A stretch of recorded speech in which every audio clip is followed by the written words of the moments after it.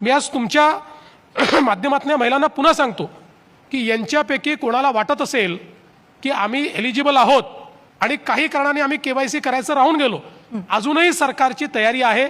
आजही आम्ही केवायसी करता विंडो ओपन करायला तयार आहोत. पण जे इनएलिजिबल आहेत त्यांना जर आम्ही उद्या दिलं तर सीएजी आम्हाला विचारणार आहे आणि सीएजी आम्हाला वसूलही करायला लावणार आहे.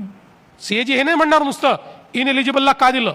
आता तर आम्ही ही भूमिका घेतली आहे की आजपर्यंत ज्यांना दिलं ते इनएलिजिबल पुरुष सोडून, पुरुषांकडनं तर वसूलच करू, पण पुरुष सोडून ज्या महिला इनएलिजिबल असताना घेत होत्या त्यांना वन टाइम माफी देऊन त्यांच्याकडनं काही वसुली आम्ही करणार नाही.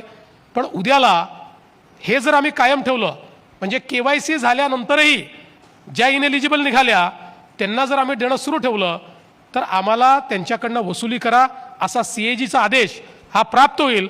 आणि त्यानंतर हे किती वाईट असेल की बहिणींना पैसे द्यायचे आणि मग त्यांच्याकडे जाऊन सांगायचं आता पैसे परत करा. आणि म्हणून जे होत आहे ते नियमाने होत आहे.